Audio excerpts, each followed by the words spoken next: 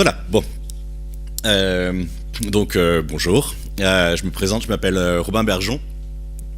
En général, je suis freelance, je fais du conseil autour de tout ce qui est recherche, développement standard des techno-web. Et en ce moment, plus spécifiquement, mon client, c'est le MIT, qui m'a chargé de faire partie de l'équipe du W3C afin d'éditer la norme HTML5 jusqu'à ce qu'elle sorte l'an prochain, promis. Du coup, aujourd'hui, je vais pas traiter de HTML5 en particulier, je vais traiter de standards en général, de pourquoi faire des standards, à quoi ça sert, comment ça marche, et aussi comment participer, pourquoi participer, comment est-ce que ça rentre dans une problématique d'innovation pour une grosse société ou pour une PME, etc. Donc histoire que vous puissiez avoir une idée peut-être un petit peu plus précise de comment fonctionnent ces technos qui bon, en fait, font le web, mais qui se passent souvent sans qu'on s'en aperçoive, un peu à l'insu des développeurs qui d'un seul coup voient des trucs débarquer dans leur navigateur sans trop savoir forcément d'où ça vient. Et donc bon, comme c'est midi, que vous devez avoir faim, et puis on m'a toujours dit que pour commencer une présentation, il fallait taper un peu fort directement. Je me suis dit que j'allais attaquer direct avec un des joyaux des standards modernes, que je vous présente ici, enfin que je vous présenterai ici. Voilà. Voilà. Tadam! Est-ce qu'il y a quelqu'un dans la salle qui peut me dire ce que c'est? Ouais? T'as quoi? Non, c'est pas About Blank, mais tu te rapproches. Quelqu'un d'autre a une idée? Le ratio, ça vous rappelle pas un peu quelque chose, le format là? Non, non, presque. C'est une feuille ISO 216 que vous connaissez probablement sous les noms A4, A3, etc. Et ça, c'est un standard utilisé pas mal, hein, vous l'aurez vu 2 ou 3 fois. En gros, c'est un standard qui a été créé avec un avantage particulier qui est que le ratio est de racine de 2 entre la longueur et la largeur, ce qui fait que quand vous divisez la page en 2, vous obtenez une autre page de la moitié de la surface avec le même ratio. Mais pourquoi est-ce qu'on s'est amusé à standardiser des tailles de feuilles? Après tout, on pourrait laisser les gens innover, chacun fait sa taille de papier, tout va bien, etc. Ben, il y a quand même une valeur là-dedans, c'est que ça permet une forme d'interopérabilité. L'interopérabilité, c'est pas que pour le code, pour les formats, etc. C'est aussi pour ce genre de choses, parce que quand vous achetez une imprimante, quand vous achetez un photocopieur, quand vous achetez un classeur, quand vous achetez, etc. Bon, alors, n'importe quelle taille de papier, c'est interopérable avec les stylos, généralement. Mais vous avez envie que ça marche et que vous n'ayez pas à vous poser la question. Et ça permet de développer un marché de telle sorte à ce que vous n'avez pas qu'une seule taille de papier. Si par exemple il y avait la taille de papier Epson, vous serez obligé d'avoir une imprimante Epson, un photocopieur Epson, des classeurs Epson, des chemises Epson et j'en passe, des broyeurs Epson et ainsi de suite. Donc même pour quelque chose d'extrêmement simple et d'extrêmement basique comme une feuille de papier, comme la taille d'une feuille de papier, il a fallu une norme, donc ISO 216. La prochaine fois que vous avez le vertige de la page blanche, vous pouvez dire que vous avez le vertige ISO 216. Si quelqu'un vous comprend, vous aurez sûrement trouvé l'âme sœur. Et du coup, ça permet d'élaborer toutes sortes de choses. Mais donc, on pourrait se dire, le papier, c'est un truc physique. Bon, il y a plein d'autres normes, effectivement, la sécurité du verre, l'électricité, tout ça, c'est des trucs physiques. Bon, effectivement, oui, il faut des normes, mais pour les choses informatiques, c'est peut-être moins clair. On peut toujours bidouiller, contourner, faire toutes sortes de choses. Est-ce que c'est vraiment utile d'avoir autant de normes? On en fait quand même pas mal au niveau informatique. Prenons un exemple. Aujourd'hui, franchement, le flat design, c'est mort. Microsoft l'a sorti il y a plusieurs années avec Metro. Tout le monde l'a copié. Bon, ce qu'il nous faut aujourd'hui dans HTML5 ou 5.1, c'est un élément pour faire un gros bouton rouge. Moi, je pense que c'est vraiment le truc. Donc, qu'est-ce qui se passe si on veut rajouter le gros bouton rouge, se mettre d'accord sur le gros bouton rouge pour le rajouter dans HTML5, dans la stack web, pour que tout le monde puisse faire des gros boutons rouges bien beaux, bien tapés dessus comme ça sur ces sites? Bah, c'est simple, on n'a qu'à se dire, bah voilà, il y a un élément big red button, hop, tu cales ton big red button dans ta page, et puis voilà, tout le monde a un super bouton rouge. Seulement voilà, au début vous commencez, vous avez ce super bouton rouge, et puis il y a un des navigateurs à un moment donné qui va vous sortir ça. Et là tout de suite, le bouton rouge, moins envie de taper dessus, c'est un peu c'est un peu chiant, c'est un peu moche. Puis le designer un peu déçu, bon tout ça c'est pas top. Et du coup voilà, pourquoi est-ce qu'on fait des standards sur les technos informatiques alors qu'on pourrait contourner ça et innover et toujours bidouiller pour contourner les problèmes? C'est pour éviter précisément ça, ce qui veut dire qu'il va falloir qu'il y ait des gens qui se mettent d'accord sur le fait que Big Red Button, c'est rond, c'est un petit peu brillant, c'est un petit peu lisse, le plastique est pile poil de la bonne texture pour pas que ça colle, mais qu'en même temps il y a une petite rugosité.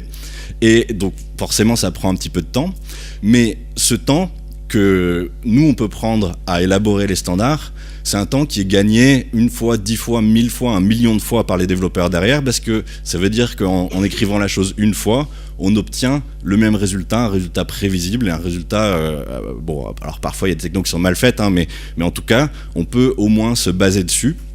Et c'est vrai qu'effectivement, au niveau du web, il y a toujours des problèmes d'interopérabilité, mais en fait, si on regarde de plus près, les problèmes d'interopérabilité qu'on a aujourd'hui quand on développe pour le web, ce ne sont pas les problèmes qu'on avait il y a 2 ans, ce ne sont pas les problèmes qu'on avait il y a 5 ans, et ce ne sont certainement pas les problèmes qu'on avait il y a 10 ans, quand il fallait faire 7 niveaux de table imbriqués pour essayer d'avoir un rendu à peu près correct, et mettre des fontes partout, parce que bref.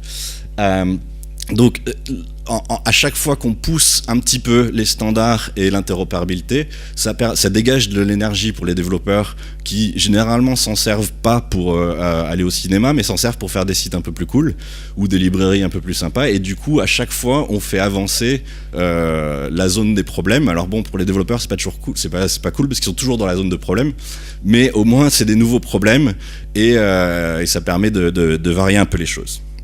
Bon, tout ça c'est sympa, mais en gros, comment est-ce qu'on fait les standards? C'est pas magique, ça se fait physiquement avec des vraies personnes. Donc déjà à la base on fait des grosses réunions un peu comme ça, hein, parfois dans des salles un petit peu plus petites, ça dépend qui vient. Mais en gros, un standard, en tout cas au W3C ou à l'IETF ou dans des organismes comme ça, vous pouvez y songer un petit peu comme une espèce de gros projet open source. Sauf qu'à la fin, on produit essentiellement un document et des tests plutôt qu'une implémentation. Mais essentiellement, c'est ça. C'est-à-dire que par exemple, sur la mailing list du working group HTML, enfin les mailing lists où on discute de ce genre de choses, il y a plusieurs centaines de personnes. Il y en a qui vont faire une petite contribution un jour et qui, bon, le reste du temps, sont juste là pour suivre un petit peu ce qui se passe. Il y en a qui contribuent plusieurs fois par semaine et ainsi de suite. Mais chaque contribution est prise en compte, c'est-à-dire que quelqu'un va dire « Attends, ta phrase là, elle est pas claire, il manque une virgule », ou quelqu'un d'autre va dire « Attends, non, moi j'ai une super idée, il faut rajouter Big Red Button, etc. » Donc, c'est vraiment une dynamique de projet open source. Et d'ailleurs, si vous êtes un petit peu familier du cycle de vie d'un système logiciel, le cycle de vie d'un standard est particulièrement proche. Généralement, bon, je la fais en simplifié, mais en gros, c'est à peu près ça. Quelqu'un va faire une proposition, il nous faut une techno pour faire des bases de données NoSQL, donc voilà, IndexDB, où on peut avoir plusieurs propositions concurrentes sur à peu près le même type d'idée. On en discute.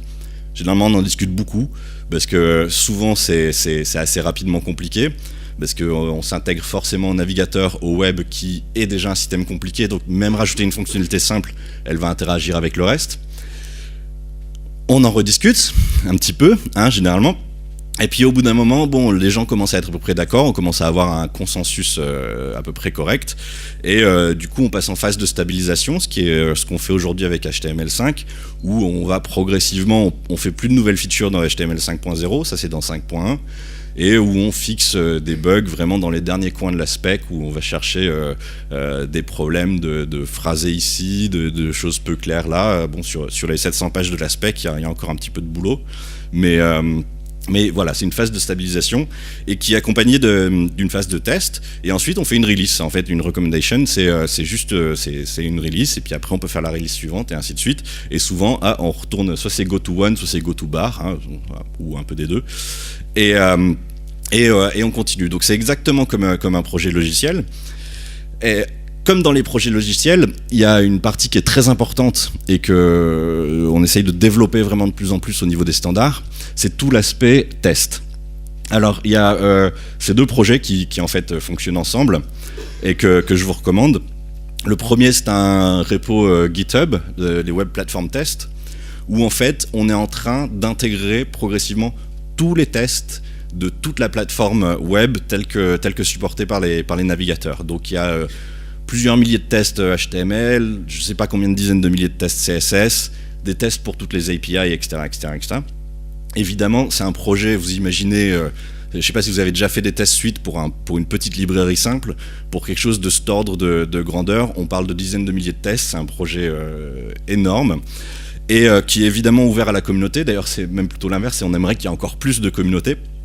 Pour l'instant, c'est un petit peu bordélique, c'est un petit peu difficile de s'y retrouver parce que le projet est relativement neuf.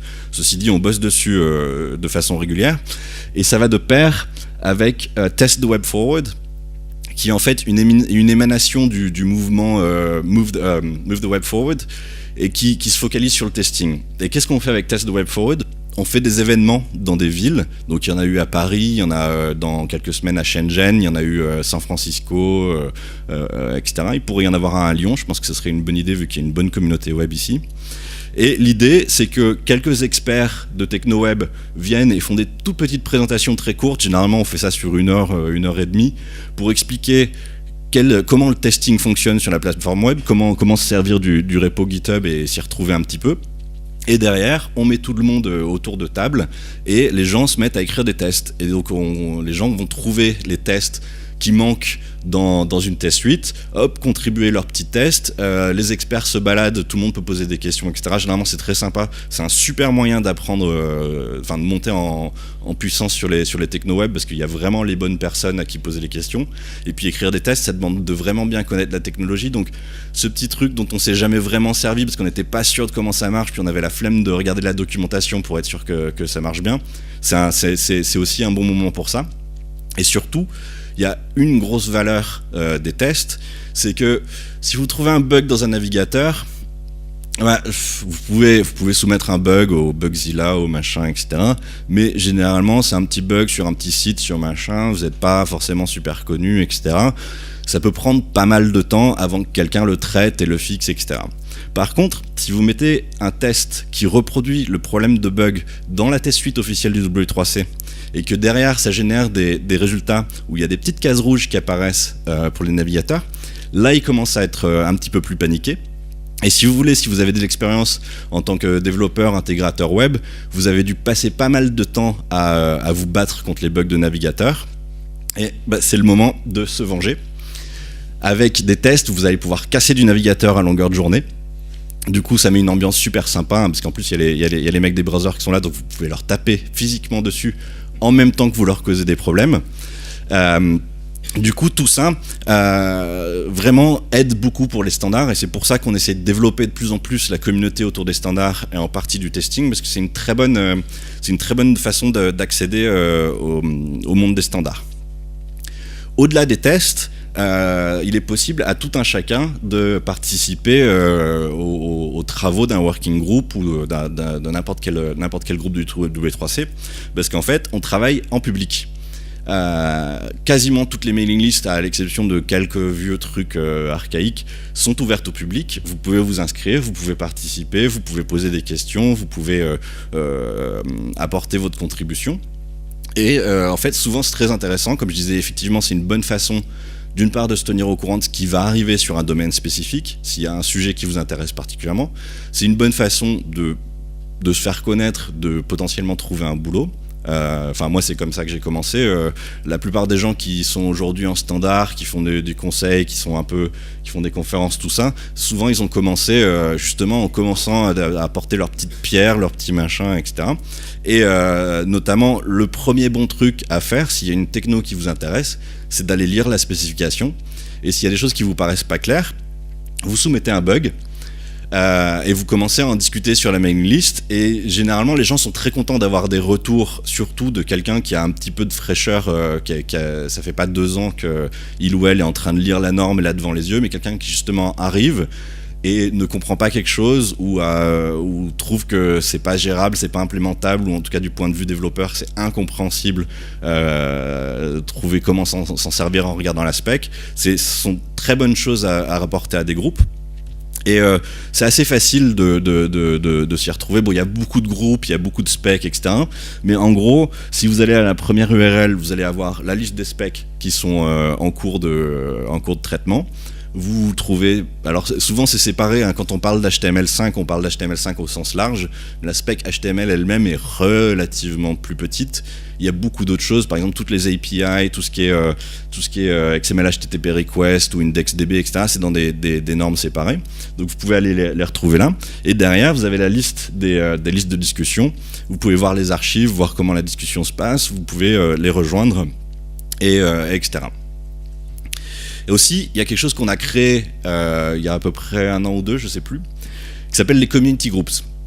L'idée du community group, c'est que c'est un peu comme un groupe de travail de standard, sauf que n'importe qui peut en créer un. Il vous suffit de trouver 5 personnes qui ont envie de travailler avec vous sur un sujet de normalisation donnée.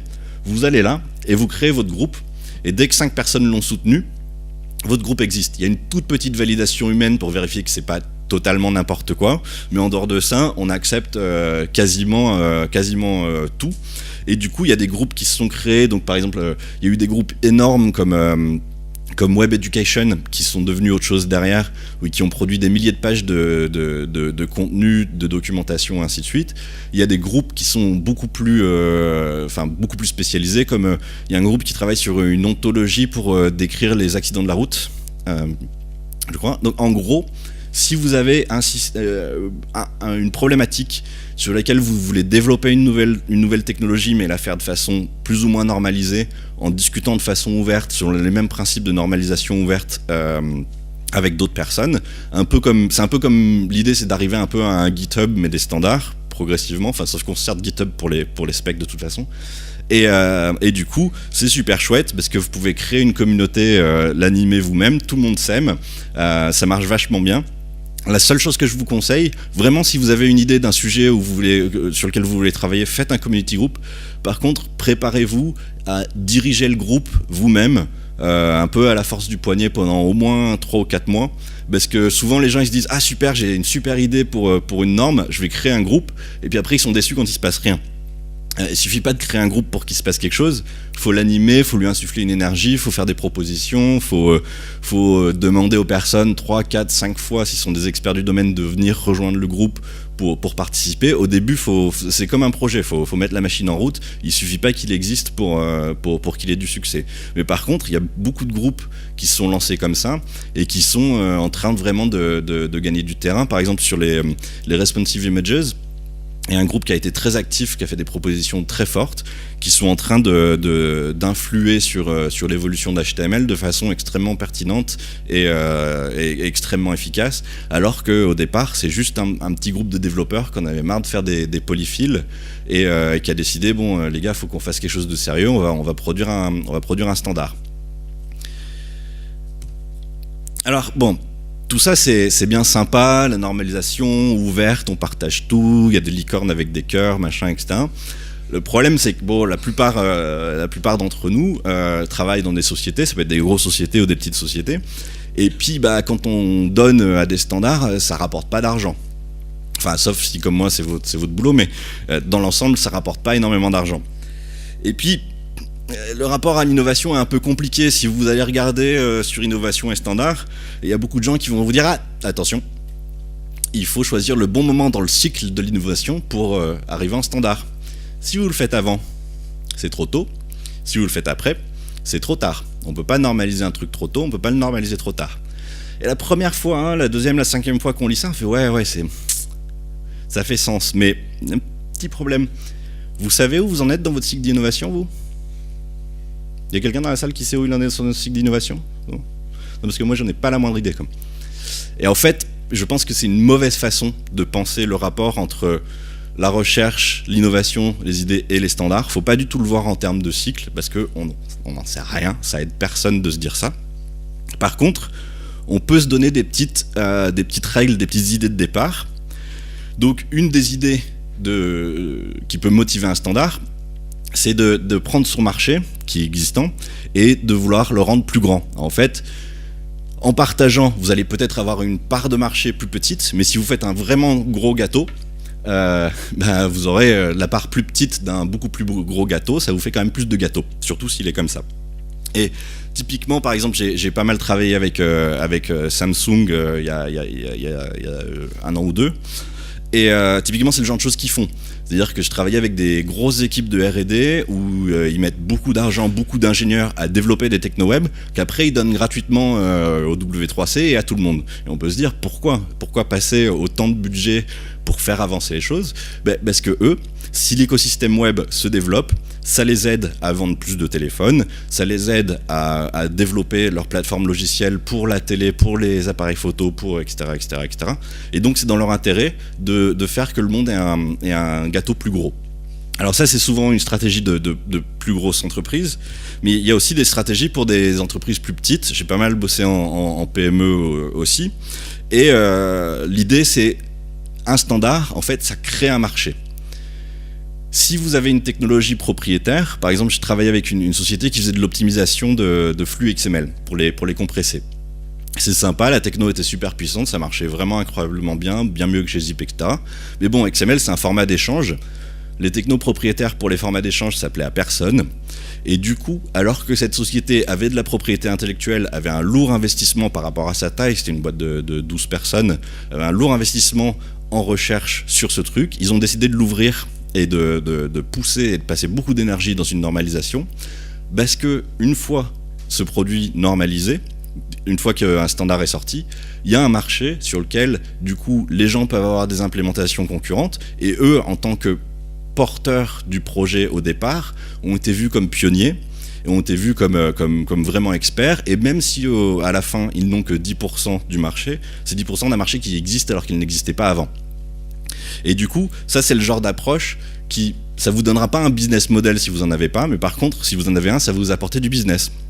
Un exemple classique, c'est par exemple, imaginons une startup qui fait un truc de to-do, hein, tout le monde fait des sites de to-do en ce moment, c'est la grande mode, et qui se dit, si on formalisait un format d'échange de to-do list et une API pour interopérer, peut-être que les gens pourraient faire des clients de to-do list qui pourraient se parler entre eux, envoyer des notifications, machin, etc., sans qu'on ait à chaque fois à avoir le même système de to-do list dans le browser, dans le téléphone, machin, etc.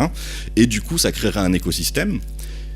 Évidemment, ils ne prendraient pas l'intégralité du marché, mais c'est pas grave, ils seraient pionniers, du coup, ils en prendraient une grosse partie, et ça leur permettrait de se développer.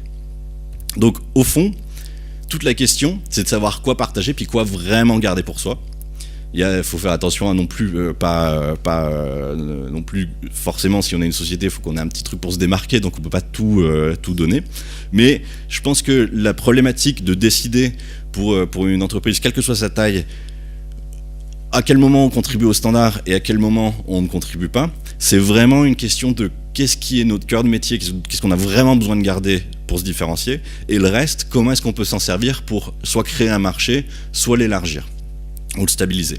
Donc voilà, on me fait signe que c'est la fin et ça tombe bien.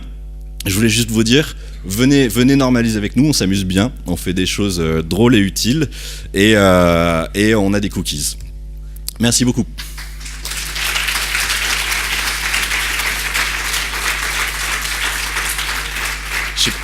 On a le temps pour une question ? Ouais. Si vous avez des questions dans... Ouais. Si vous avez des questions pour soit Michel, soit moi, elles sont les bienvenues. Ouais. On m'entend ? Ouais, on entend. Attends, on va te faire passer le micro. Attends 2 secondes. C'était par rapport à la politique du W3C sur le local storage. Pardon. Sur le local storage, sur les fenêtres de navigateurs privés. Est-ce que ils sont censés communiquer avec les autres stockages de la même origine ou pas ? Je te laisse répondre là-dessus. Peut-être Robin, comme vous voulez. Si tu fais du multitap privé, je crois qu'elle... En fait, non. Ce que la norme dit, c'est que c'est au navigateur de choisir comment il gère son mode privé. Donc, à mon avis, tu dois avoir, sur 4 navigateurs, tu dois avoir 5 résultats différents. Ouais, je peux te dire. je confirme. Je le jurerai pas, mais je crois qu'il n'y a pas de partage. En fait, si tu as 2 fenêtres différentes privées, par contre, si tu as des mêmes tables dans la même session privée, ça va communiquer, mais pas si tu as 2 fenêtres séparées.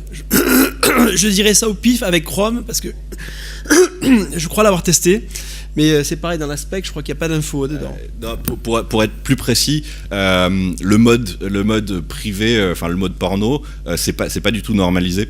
C'est un truc qui est rajouté par les navigateurs eux-mêmes, et donc c'est quelque chose sur lequel ils veulent pas trop normaliser, parce qu'en fait pour eux c'est un facteur différenciant de faire une meilleure protection de la vie privée en mode privé. Donc on est dans des détails où ils sont pas très intéressés par avoir un standard commun, et aussi où on a très peu de demandes de développeurs nous disant il faut à tout prix qu'on ait de l'interop sur les modes privés. Mais bon, si toi tu penses qu'il faut qu'il y en ait, dis-le nous quoi.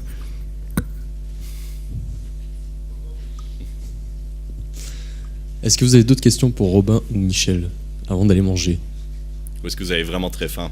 Apparemment, il y en a qui ont eu beaucoup faim. C'est bien vidé.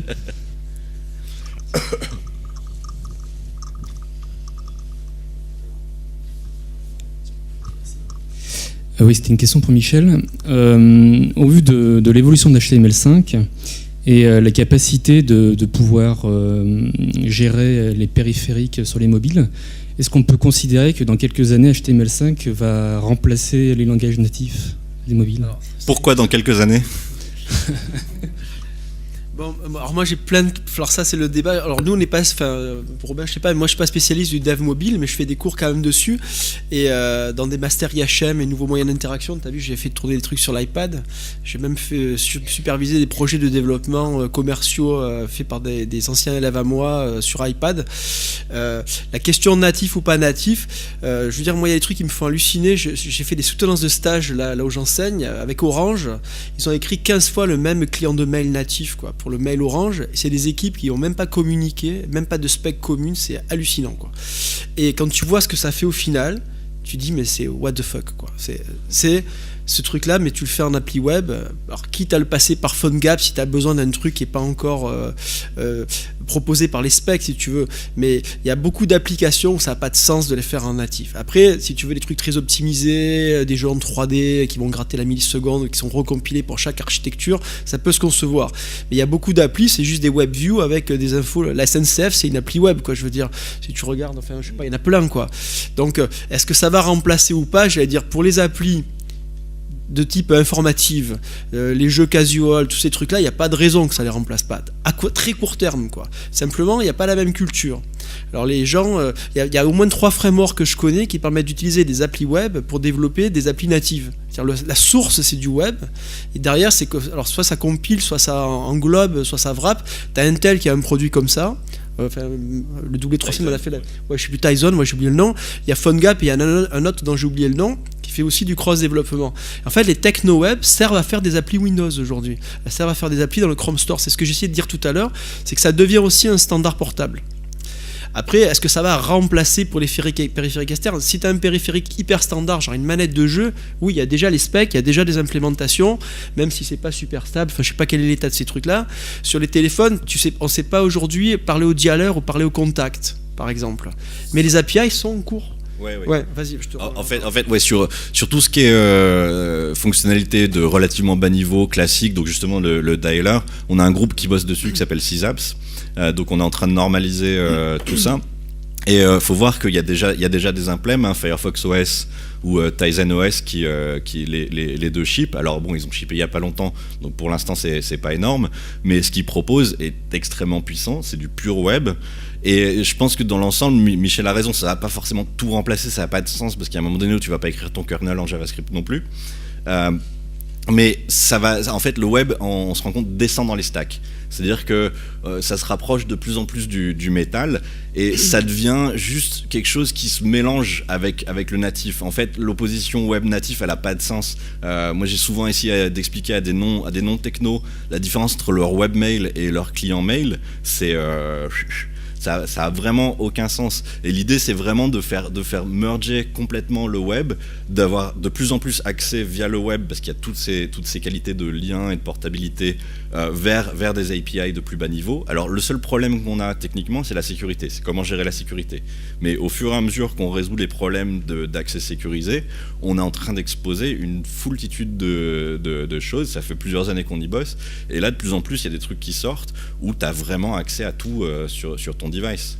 Et d'ailleurs Dom qui est pas là a une super démo où il accède à plusieurs trucs de son téléphone et ça fait bouger des choses sur son écran et il fait de l'hyper-device. En fait, quand il tape sur son écran, ça interagit avec le device qui est dans le téléphone ou n'importe quoi dans la pièce, sans parler de tous les trucs style robotique et ainsi de suite qui sont en train de sortir, qui sont pareil, Pure Web, Node.js, etc. Donc dans l'ensemble, il y a vraiment un merge de ces mondes et juste tu retrouves du web partout. Une dernière petite question, si... Juste un complément pour revenir aux gens d'Orange, par exemple, c'est juste qu'ils n'ont pas la culture web en fait. Et donc ils pensent que les web apps ça marche pas ou qu'il va falloir au contraire faire des ajustements très importants sur chaque device, sur chaque écran. Et en fait, en discutant avec eux, je me suis aperçu qu'ils suivaient pas trop l'actualité, ces gens-là, enfin les gens que j'ai vus. Hein. Donc c'est aussi une question de veille techno, de culture. Et après, bon, si effectivement ils ont des contraintes, il faut que ça marche sur IE5 ou ce genre de truc, là c'est sûr que c'est un autre problème. Mais si tu vises des devices récents, aujourd'hui sur mobile il n'y a pas l'accélération GPU par exemple sur tous les systèmes. Sur les Android un peu anciens c'est pas accéléré GPU, donc t'as pas les mêmes perfs. Mais j'allais dire en 97 on disait tu fais du CSS mais ça marche pas partout quoi. Donc on en est à peu près là quoi. Je veux dire dans un an presque on se posera même plus la question. Moi j'étais déçu par certaines démos il y a un an, il y a tout le monde qui faisait oh! Et puis un an après c'est devenu presque classique, on les a déjà vus, on sait que c'est faisable. Voilà. Merci. Dernière petite question, si vous en avez. Ou sinon, non. J'entends les vents de gargouiller d'ici. Ouais, c'est ça, ça doit être ça. Ils